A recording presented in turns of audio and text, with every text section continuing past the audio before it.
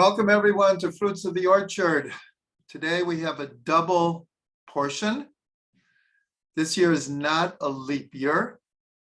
And when it's not a leap year, there are a number of parshas that are put together. This is actually the first one of this year that's put together. So we have Vayakhel and Pekudei. Later in Vayikra and Bamidbar, there'll be other double parshas. This is our first. So we're going to split the learning tonight. We'll do the first half will be a Torah from Vayakhel. And the second part will be from Pekudei. Okay, so we're going to start the article that we're going to be doing is called The Fire of Shabbat. For those who have Fruits of the Orchard, is on page 242. And this parsha, both Vayakhel and Pekudei, are all about the Mishkan, about the tabernacle. But the first passage is about Shabbat. And everyone asks, why does Shabbat have to be mentioned here? Well, the obvious answer is that this is we'll call it a message or a warning that even though making the tabernacle is a very, very holy enterprise, it does not supersede Shabbat. So that's a simple answer, is that no matter how holy building the Mishkan is Shabbat, and we rest. But the question is asked that in Parshat Ki Tisa, the previous Parsha, the first half was about the Mishkan, and it pretty much finishes the work of the Mishkan. And then the incident of the golden calf occurs. But at the end of the Mishkan, there is a similar mention of Shabbat. And the reason is really the same. After all the instructions from 2.5 parshas, Truma, Ki Tetzaveh, and Ki Tisa, all about the Mishkan, and it ends with different things about Shabbat, but the clear connection is the same idea. So the commentaries ask, so if the end of building the Mishkan had a warning or the message that we don't break Shabbat in order to make the Mishkan, why do we have to do it again in this parsha? So one of the simple answers is in the first Rashi, where he explains that our parsha Vayakhel only happened after Yom Kippur. This is one of the incidences where we have what's called Ein Mukdam V'Muchar B'Torah. There's no before or after in the Torah. In other words, certain parshas are out of the sequence of time. Each one has its reason. And in fact, the first idea in Fruits of the Orchard, the tabernacle inside and out, on page 239, discusses the chronological order. That's not what we're doing tonight, but I'm just mentioning it because people ask, well, if at the end of making the Mishkan, we're told to keep the sanctity of Shabbat, and here we are, why the double? And so, first of all of the instructions from Truma, Ki Tetzaveh, and Ki Tisa were not shared with the people until this parsha.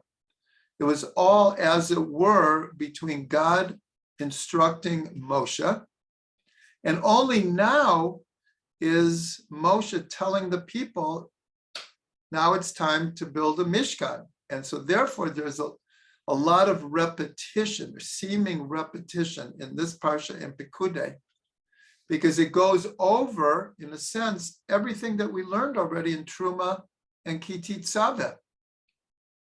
And so Rashi in his first comment explains is that the people had not heard about the Mishkan yet until the day after Yom Kippur. On Yom Kippur, it wasn't technically a Yom Kippur then, but that's when Moshe came down from the mountain with the second tablets. And only then did he begin to explain the building of the Mishkan.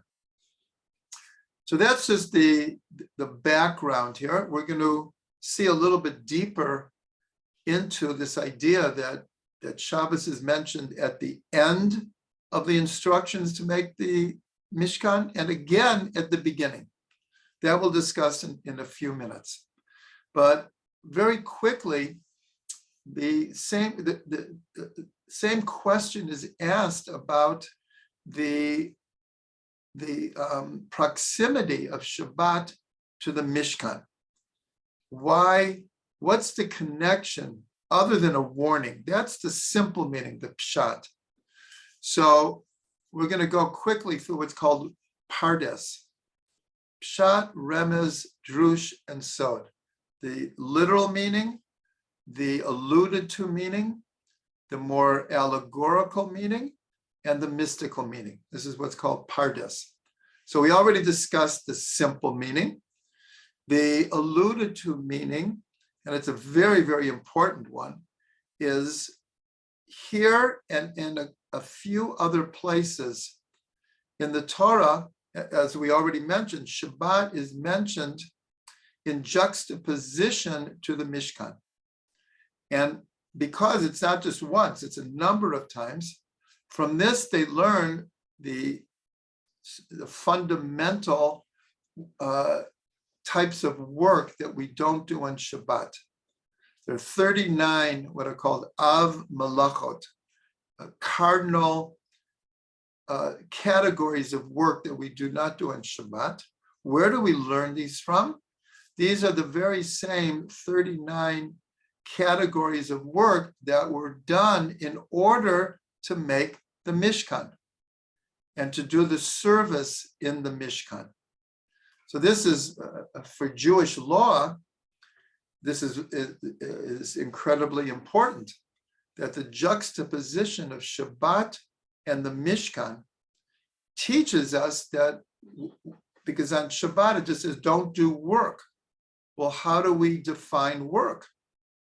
We define work by the creative works that were done in order to build the Mishkan. So that's what's called the remez, the alluded to meaning. The drasha, or the more allegorical, metaphorical, is this idea that is written in many, many places that the Mishkan, or later the temple, represents holiness in space, and Shabbat relates to holiness in time. And they're juxtaposed. That just like the Mishkan is being built in order to have a holy place for God and Israel to, as it were, meet. So too, Shabbat is also a sanctuary, but it's a sanctuary in time. And also we meet God in the sanctuary of time. And then the mystical meaning just takes this idea one step further. And that is, even though we'll say scientifically, it was not revealed until approximately 100 years ago, the intrinsic connection between time and space as relates to physics.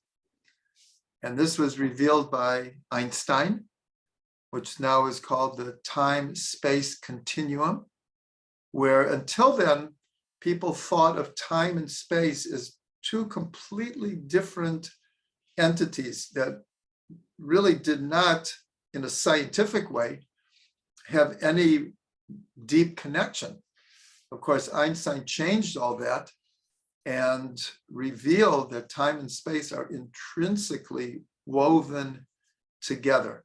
But here we see, in a mystical level, the juxtaposition of Shabbat to the Mishkan, to the tabernacle, is already teaching us that same idea.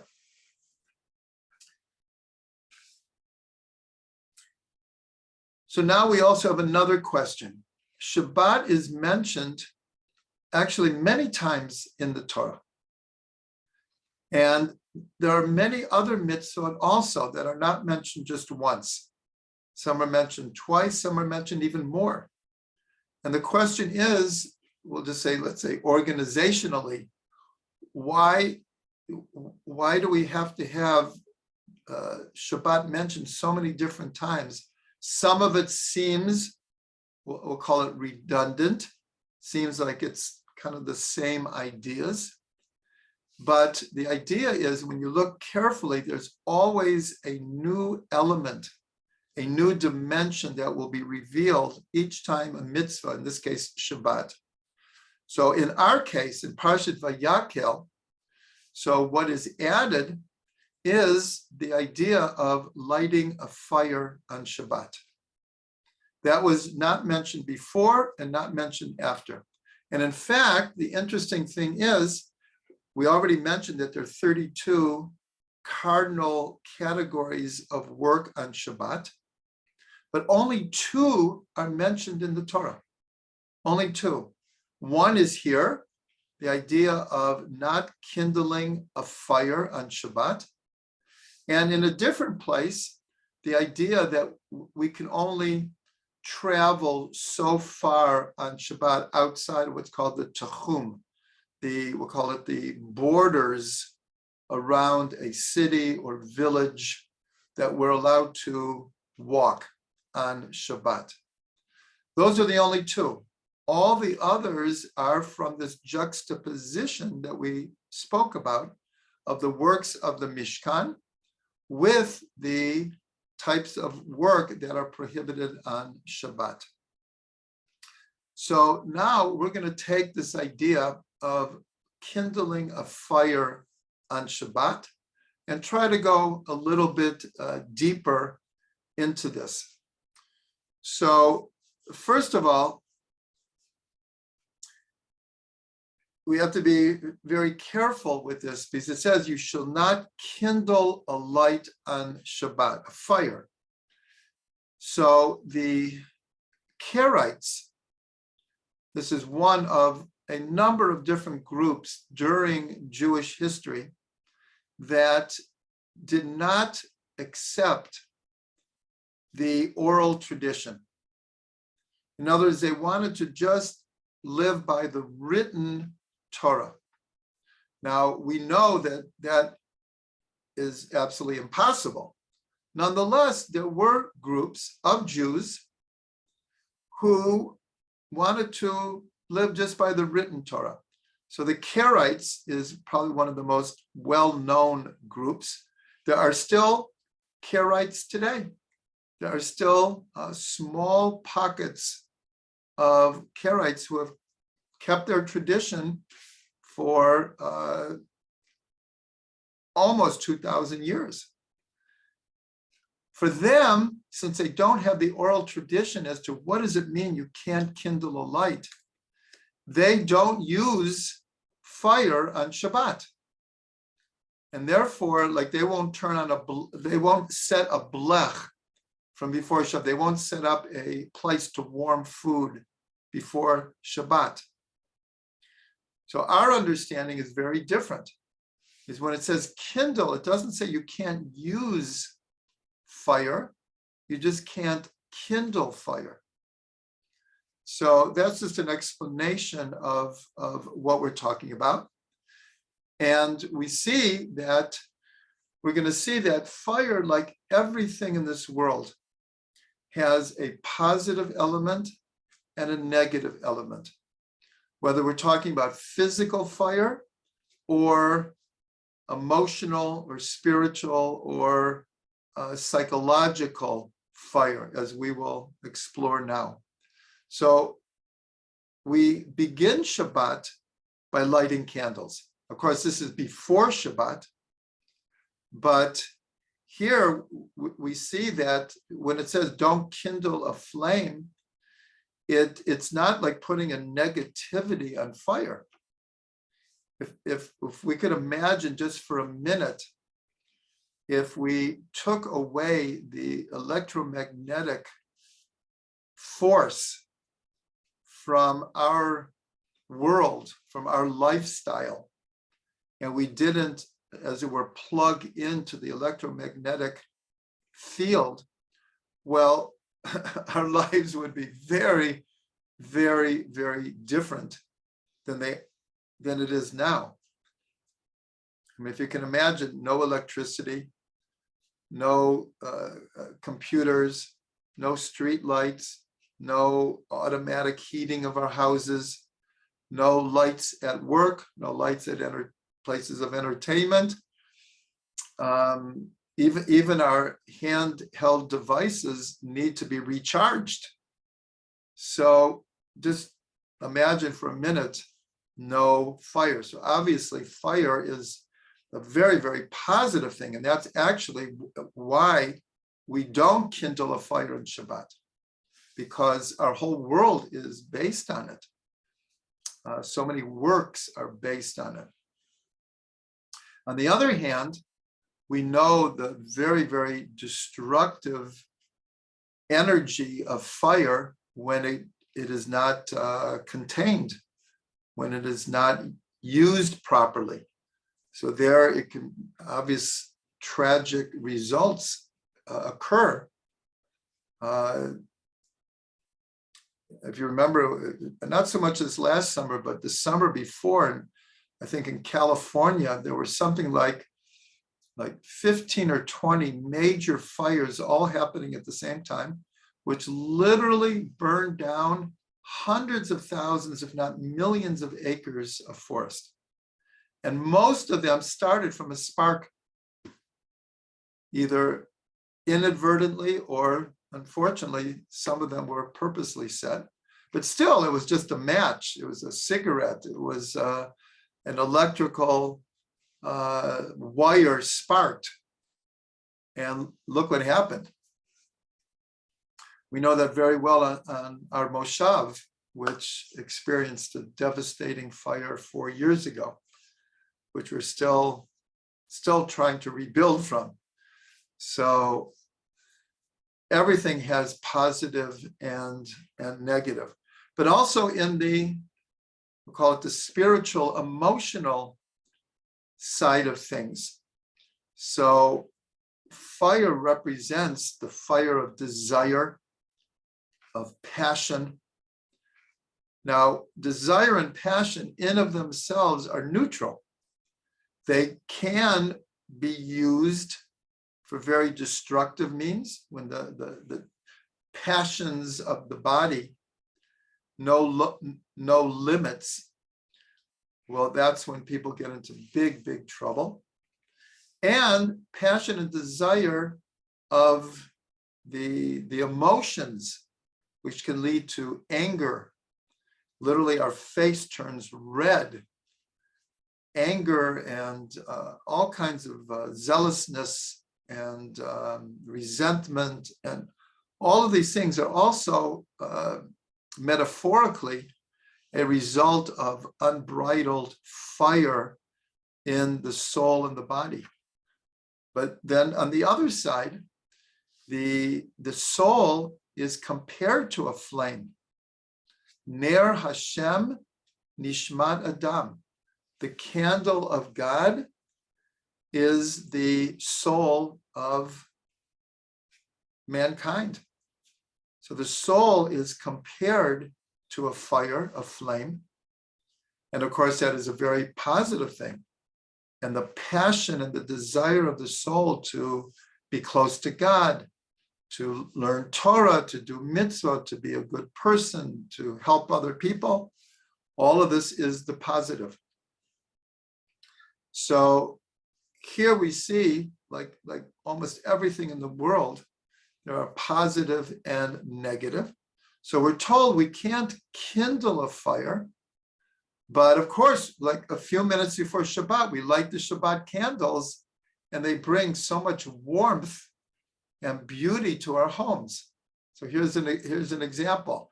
There's some types of fire that are forbidden on Shabbat, or use of fire, and others that are encouraged, because we do, if as long as we set it before Shabbat, we warm our food on Shabbat. So fire, when we relate it in a spiritual, mystical way, so we know that the Sfirot have 3 columns. The right column is what's called the column of water. The left column is the column of fire. And the middle is what brings them together. So the left side of the Sfirot is especially represented by Gevura. Gevura means judgment, sometimes severity, strength, might. And that also, Gevura is not a negative attribute, but it can be, when gone overboard, can lead to very strict judgment. So on page 245, for those who have the book, I just want to read, I'm going to read it in English, that as part of the prayer service for at least Nusach Sfard and Sfardi and Hasidic Nusachs, we read something from the Zohar between Kabbalat Shabbat and the evening service. Ashkenaz has a different thing that they read. It's from a Mishnah, but by the Sfardim and Hasidim and Nusach Sfard, we read something from the Zohar about Shabbat. So I'm just going to read part of it, because it has to do with judgment. So it says, as Shabbat arrives, she merges into oneness and is separated from the other side, and all strict judgments are severed from her. In other words, Shabbat and strict judgment do not go together. When Shabbat comes in, judgment is separated from Shabbat. And she remains in unity with the holy light and crowns herself with many crowns for the holy king. This is the she here is Shabbat. Then all powers of wrath and all adversaries flee from her and vanish, and no other power reigns in any of the worlds. Her countenance is enlightened with a supernal light, and she crowns herself here below with the holy people, all of whom are crowned with new souls. So the idea here is that for Shabbat to be Shabbat, we have to separate ourselves from any negative things that happen in the week, any negative feelings, any judgments towards other people. For Shabbat to really work, for Shabbat to connect to our soul, for us to connect to Shabbat, there's a cessation of all judgments.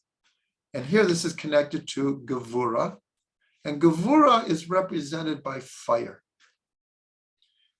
So here we also draw something from Jewish law from this, is that the entire court system of Israel does not operate on Shabbat, because as we read a mystical explanation, but the simple explanation is that on a spiritual level, but also on a very practical level, we separate ourselves from judgment on Shabbat.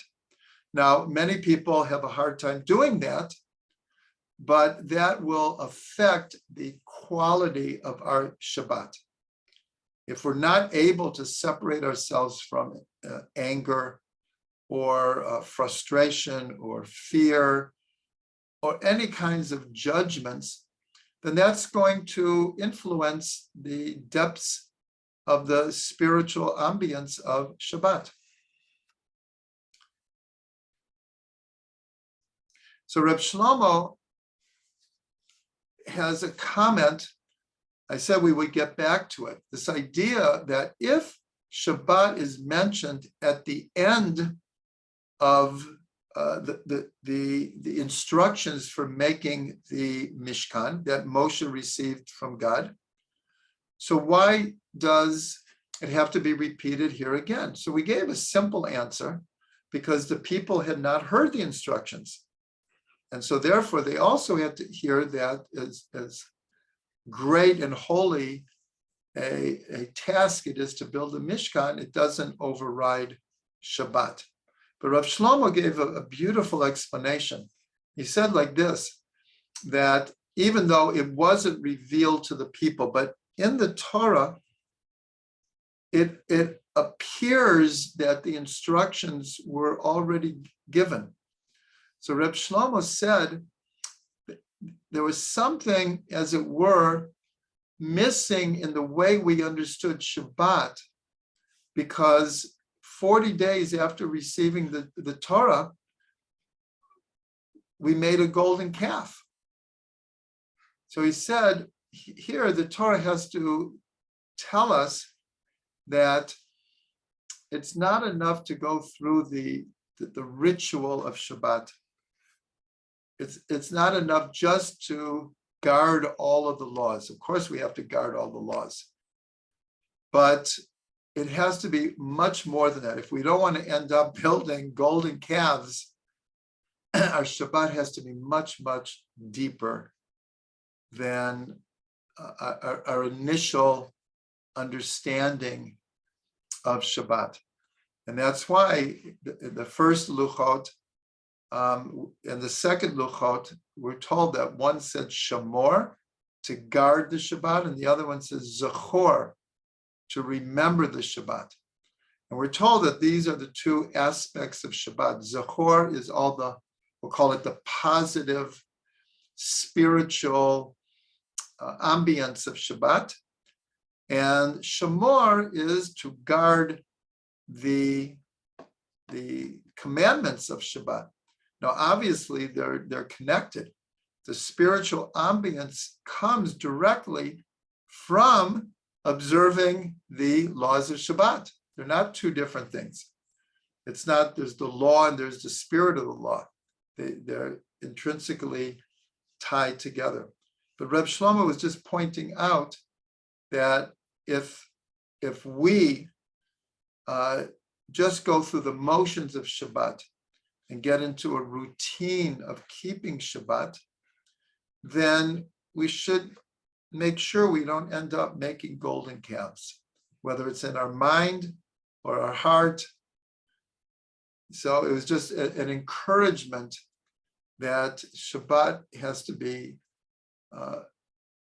like it says in the Gemara, 1/60th of the world to come. That we have 1 foot in the world to come on Shabbat.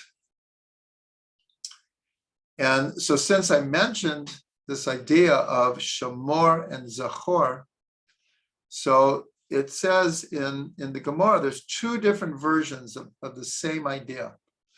One says, if Israel would keep 2 consecutive Shabbats, Mashiach would come. The other version is if Israel would keep even 1 Shabbat. So many of the commentaries want to bridge these 2 ideas. One sounds like 1 and 1 is 2. So one of the explanations is, no, it's not a contradiction, because every Shabbat has 2 aspects. Shamor v'Zachor. And in fact, in the song Lecha Dodi that we sing every Friday night, the first stanza is Shamor v'Zachor b'dibur echad, that God said both of these with one word, one utterance. Now, you can't separate between what we'll call the letter of the law and the spirit of the law.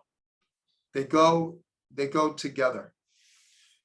And so also as part of Lecha Dodi, one of the expressions is Sof Ma'aseh b'machshava techila. The end of deed was the first in thought. So what does that mean?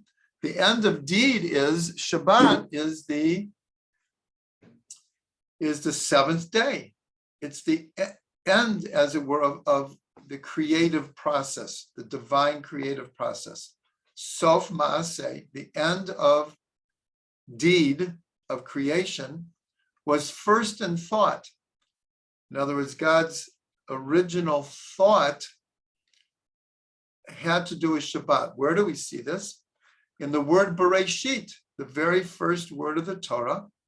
When you permute the letters differently, it comes out Yirah Shabbat, the awe of Shabbat. In the very first word of the Torah, Yirah Shabbat, or Ya'er Shabbat, the light of Shabbat. This is connected to lighting candles at the beginning of Shabbat, the light of Shabbat. So this also connects with the idea of Shabbat being mentioned in Parsha Ki Tisa, last week's Parsha, when it appeared that the Mishkan all the instructions are done, and then Shabbat is mentioned. So that's like Sof Ma'aseh.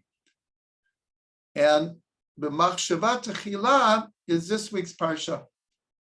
Where here, before Moshe even says one word about the Mishkan, he already tells the people about the importance of keeping Shabbat.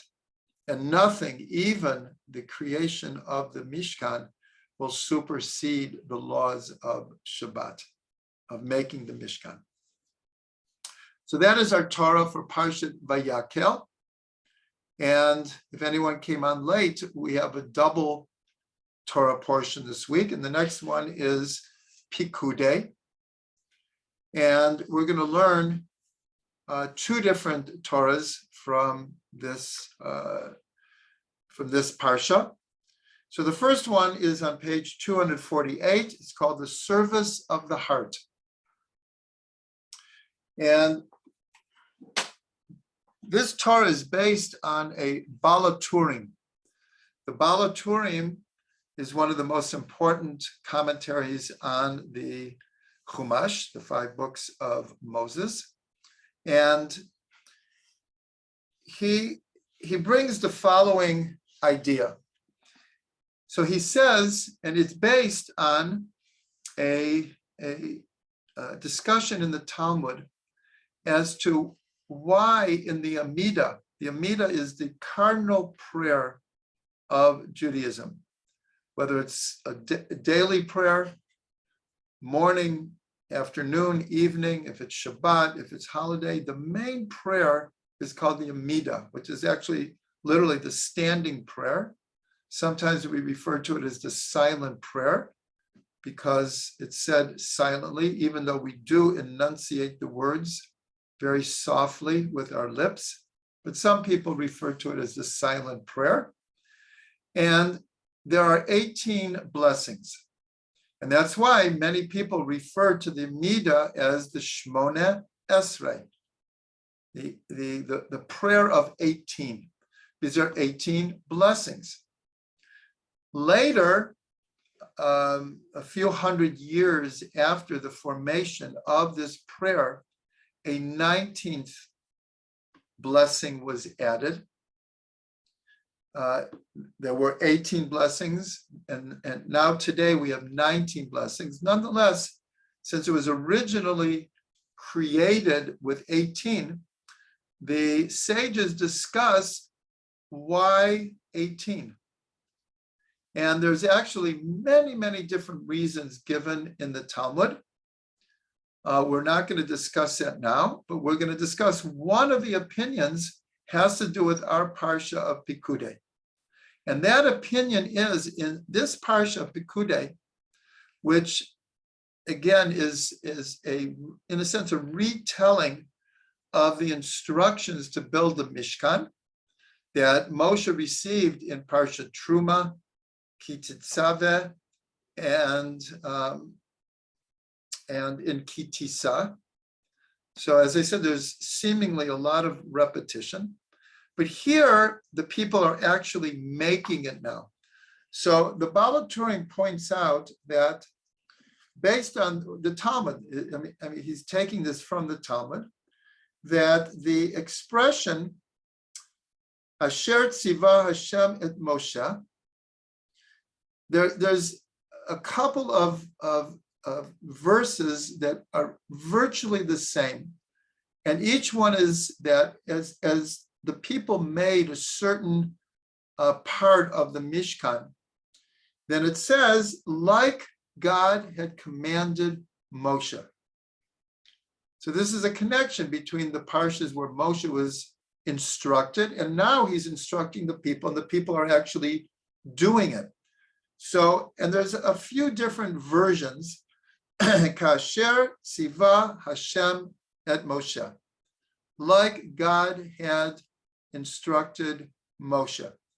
And there's just slight differences. And then there's a 19th one, which is also very, very similar. Kakol Asher Tziva Hashem et Moshe, Kain Asu. Like everything that God had commanded Moshe, they did. So the Gemara says, again, this is one of the opinions. Why did the sages set 18 blessings? Obviously, the number of blessings is going to be a very symbolic number. And so one of the opinions is because here it says 18 times, and really even a 19th time, like God had commanded Moshe, that's what we did, each part of the Mishkan. So obviously, this is a deep connection between the Mishkan and prayer.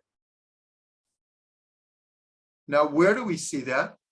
So first of all, when the temple was destroyed, so what happened to all of that, what's called the Avodat Hashem, all of the service?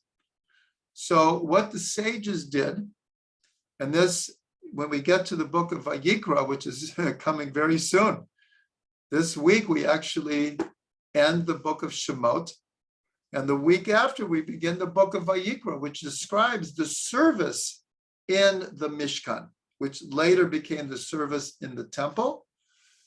And then what the sages did in a brilliant translation of concepts, they took all of the service of the temple, of the tabernacle, and they reformatted it into the prayers that we say today.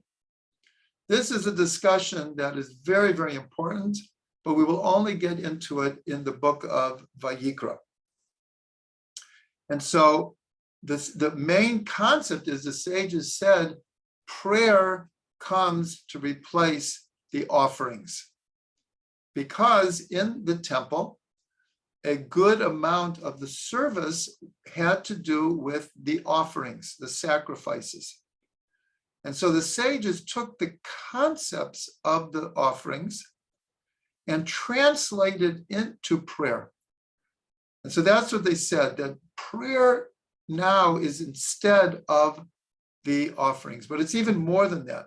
All of the service of the Kohanim and Levim, the priests and the Levites in the temple, is in our prayers today. We just have to come to understand how that works.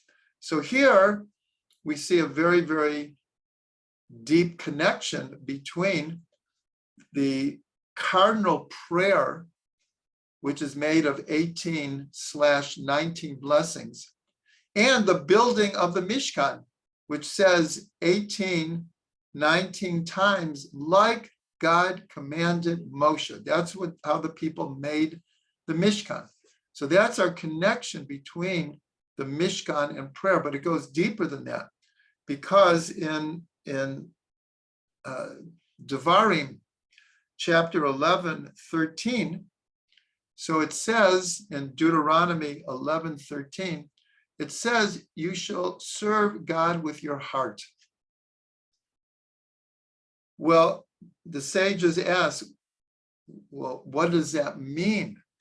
That's a little bit amorphic. Like, what does that mean, to serve God with your heart? And they answer very simply, prayer. The avoda of the heart, the service of the heart, is prayer. And so here we see this very, very deep connection between the Mishkan, the service in the temple, and prayer today. So let's delve into that. So I want to read something from Rabbi Nachman of Breslov, from Likutei Moharan, his classic work. And he says like this: prayer is the root of all attachment and devotion to God. Prayer is the gate through which we approach the divine, and through prayer we may come to know him. So this last part is very significant, to know him, because if we're thinking of the service of the heart, so we think of our emotions. That's the first thing we might think of. We serve God with our feelings, with our emotions. But here it says that it's also the gate to know him. And so prayer becomes not only the service of the heart, but it's the connection of the heart to the mind. Because here we're saying the words, we have to have a certain amount of intellect to simply just say the blessings. But it's more than that. And before I go further, I realized that I left out an important part, a beautiful connection from the Baal HaTurim. So I'm just going to go back a little bit. So again, we have the 18 blessings of the Amidah and the 19th that was added later. And we have 18 times, and really a 19th time, that it says pretty much the same thing, like God commanded Moshe. And as we said, the sages said that's one of the reasons we have these 18 blessings. But the Baal HaTurim did an amazing thing. He counted the words of these 19 statements in our Torah portion.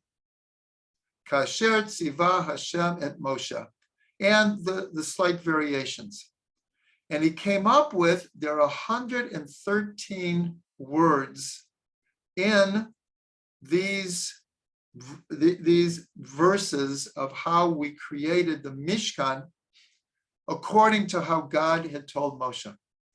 And then he says, after he counted the 19 blessings, in other words, each of the blessings has, we'll call it a prayer, and then we seal it with a blessing. So there are 19 blessings. So he counted the words of the blessings, and they're exactly 113, the same amount of words as the phrases that the sages said. That's why we have these 18/19 blessings.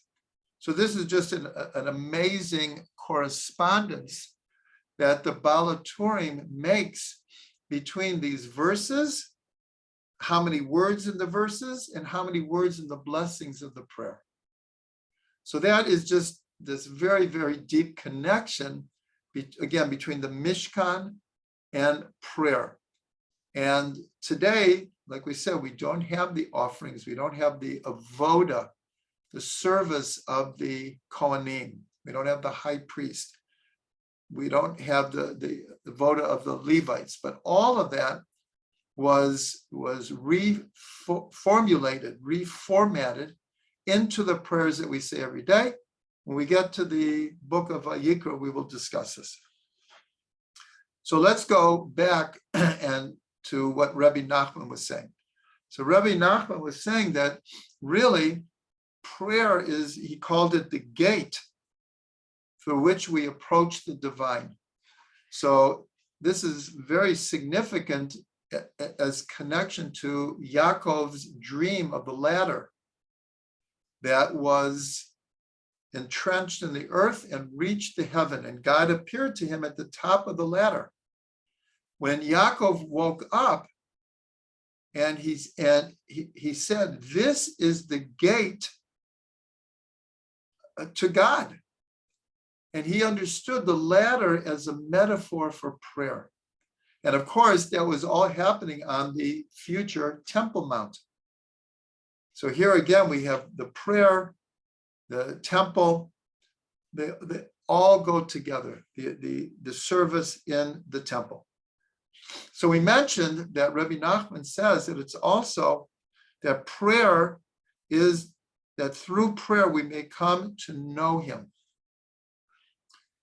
So it's brought down in Chassidut that we might think the greatest distance in the world is, let's say, between us and some galaxy that is 100,000 light years away.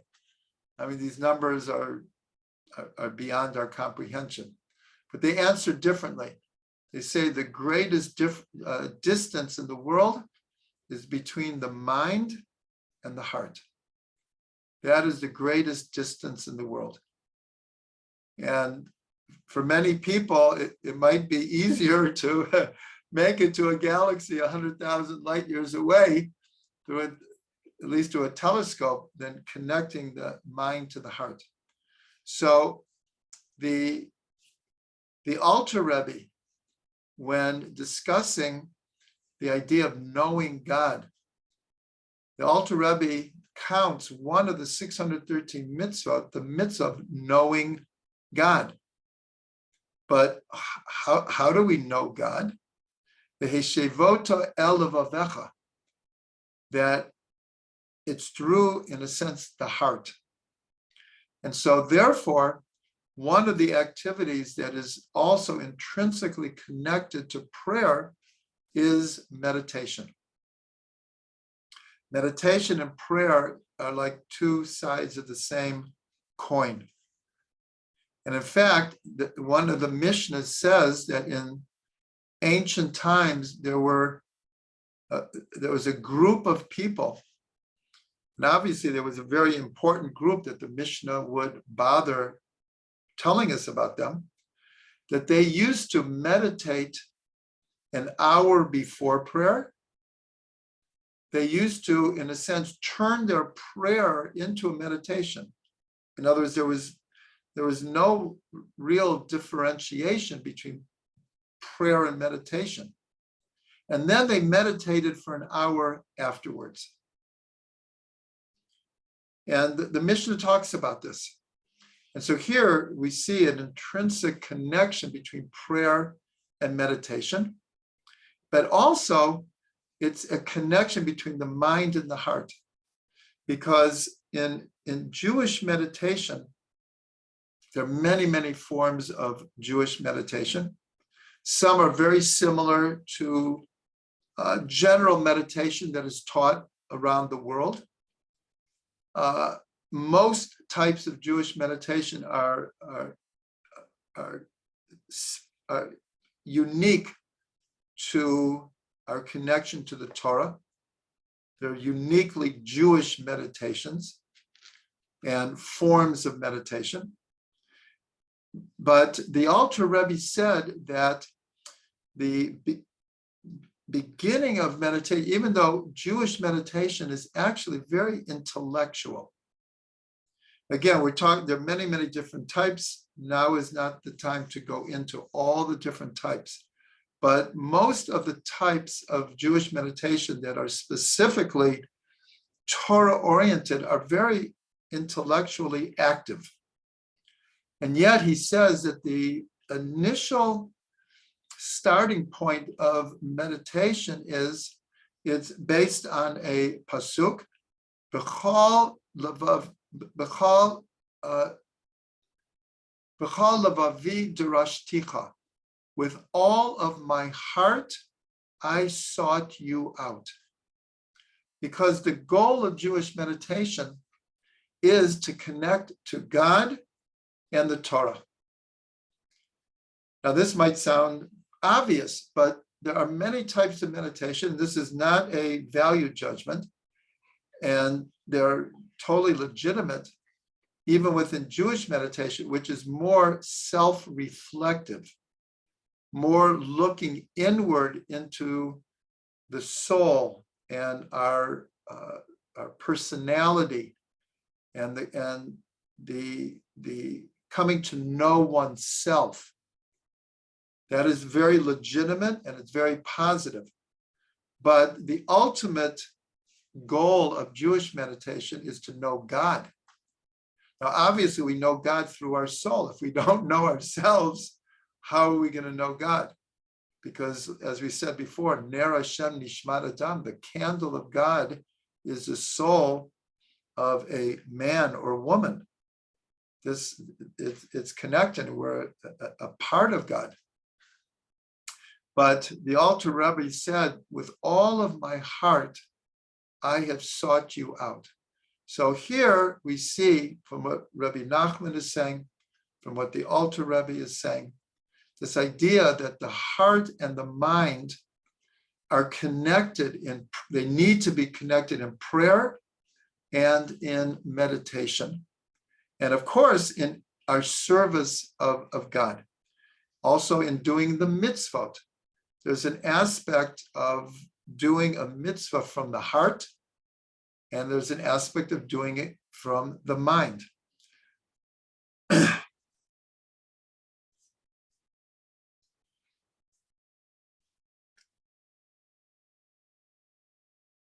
And for those who want to look this up, with all my heart, I seek you is in the 119th Psalm, the 10th verse.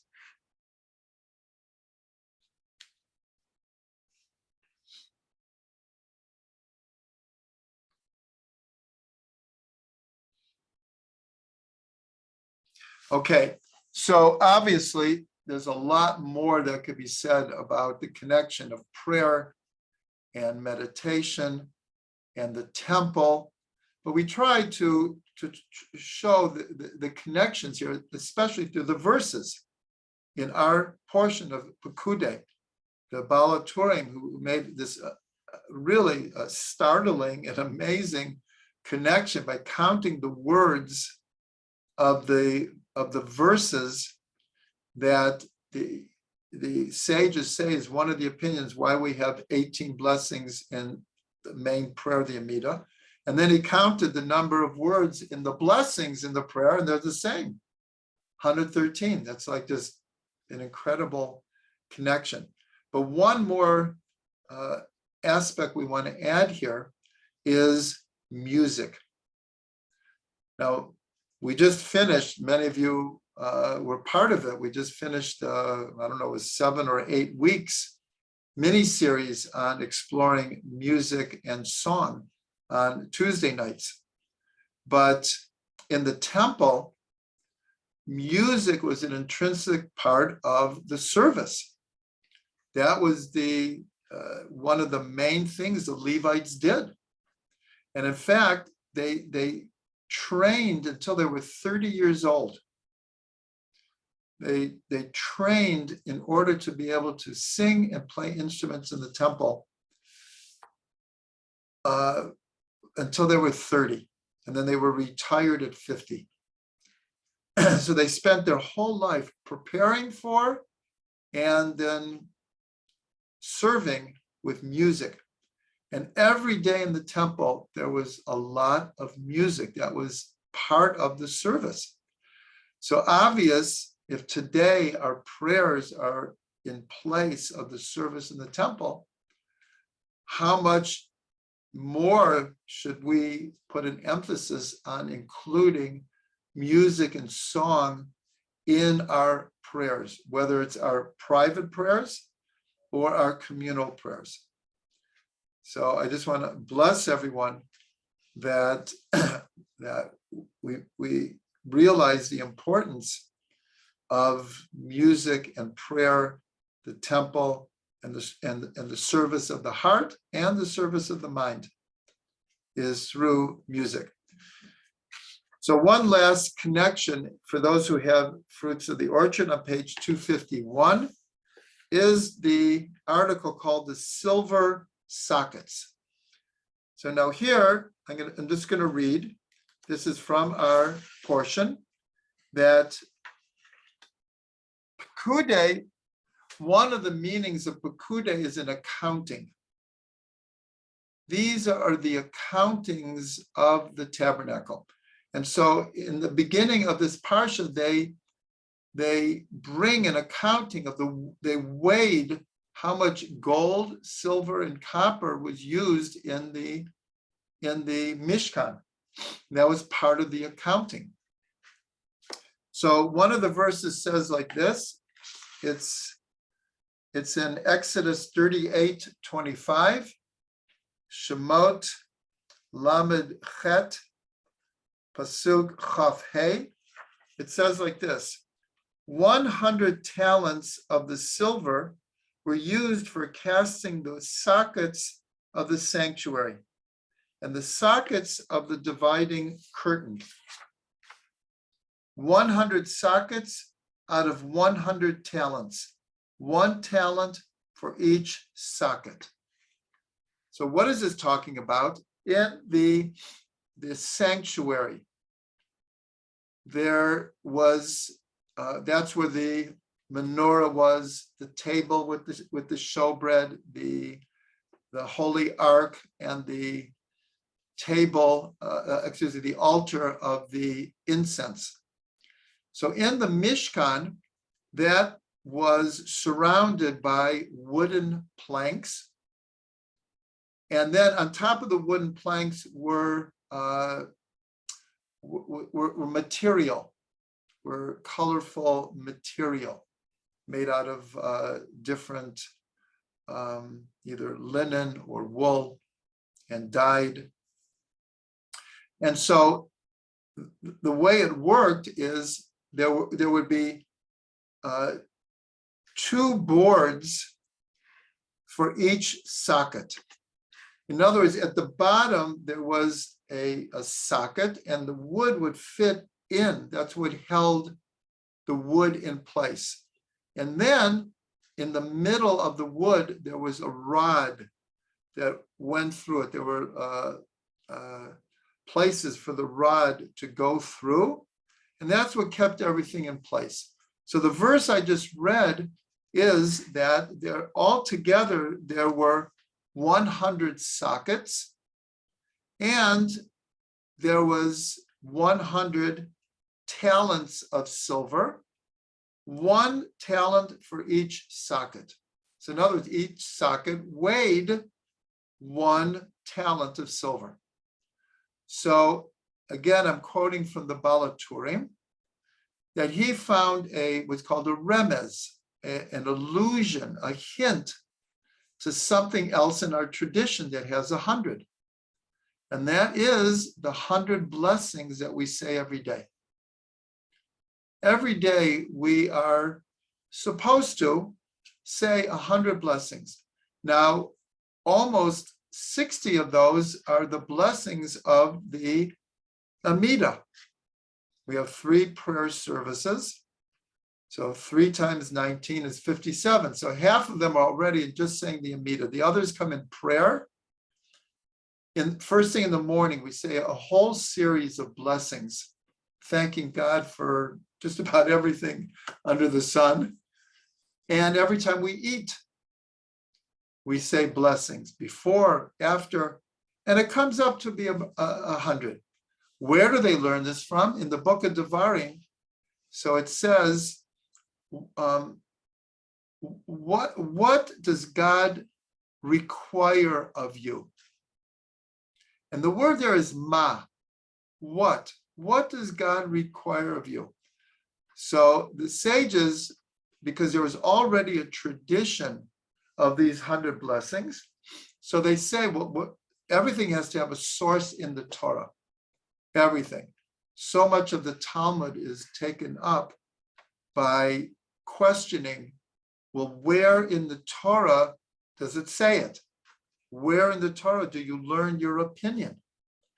So the sages say, don't read it ma. What does God require of you? As a question, read it mea. 100 is what God requires from you.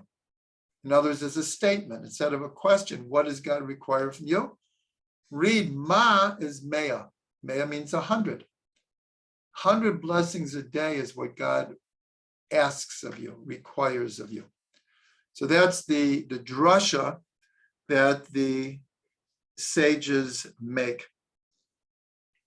So again, it's the Baal HaTurim who brings us this idea. And for those who have the hard copy of Fruits of the Orchard and actually read it every week, you'll see how many times I quote the Baal HaTurim. And for those who went through our series on 70 Faces, how many times I quote the Baal HaTurim. So here, in both portions that we're reading this week, were actually, it was the two Torahs of this parsha. We're depending on this insight from the Baal HaTurim. Now, we want to go a little bit farther. That what were these sockets called in the Torah? So they were called adnei. Adnei. And in the plural, adanim. So it's pointed out by many, many commentators in Chassidut and Kabbalah that the exact same letters of these sockets is one of the names of God. And in fact, it's the name of God that we use the most because we don't pronounce the four-letter name of God, Yud and Hey and Vav and Hey. We do not pronounce that. Instead, we say this four-letter name, Aleph and Daled and Nun and Yud. Baruch atah Adonai, lamdeni chulkecha. So the name of the sockets is the same as the name of God. So how do we understand this? So here we have to have the picture again. On the floor level are these sockets, and the wood fits into them and holds them up. And again, then you have the pole running through the middle of them, which also stabilizes them. But these sockets are like vessels. They receive the wood. Now, the name of these planks in Hebrew is a plank of wood is called the keresh, kuf resh shin. If you take those same letters, it is kesher, connection. So now we have to understand the wood that's what was connecting the whole sanctuary, were these wooden planks. That's what made the vessel. But what was holding these wooden planks were these adnei, these silver sockets. So in the book Shari Ora, a very, very important book in Kabbalah from the 1300s, It's from Rabbi Jikatalia, and it's called Shari Ora. He was the first one in book form, at least. Obviously, it was a tradition handed down, where he revealed which name of God goes with which sphera. So we're not going to go through all of that, but I will mention that the name that we're talking about, the four-letter name, Aleph, Daled, Nun, and Yud, the name that we use in these 100 blessings a day, is the name of God for the final sphera of Malchut. Now, it's very interesting because the sphera begin with Keter, and they go all the way down to Malchut. Malchut is, in a sense, the stage on which reality happens. And so here, the name of God of this sphera, which is the lowest one, is the same as these sockets, which are at ground level, as it were, like Malchut, and holding these connecting wooden planks in their place. So now let's quickly look at the word for blessing in Hebrew, bracha. So it's explained that bracha is cognate with brecha. Brecha means a pool. In modern Hebrew, a swimming pool is brechat schia, a swimming pool. So it's explained, like, what is a bracha? What is a blessing? A blessing is that either God is blessing us or we're blessing God. But the idea is that it's as if, from God's perspective, there's a holding pool of, call it, good energy, of blessings in the higher worlds. And when we make a blessing, in a sense, we draw down this water into our world, into our souls, into our lives. We draw down a bracha from the brecha. And so these wooden planks is very similar, like we said, the ladder that Yaakov saw in his dream. Is they're connected to Malchut below by these adnei kesef, they're silver. Silver represents love in Kabbalah. Silver represents love. So here we just see a beautiful idea of what does it mean to make a blessing? It's we're drawing down blessing from a pool into our world, into ourselves. And so therefore, the formation of the Mishkan represents that.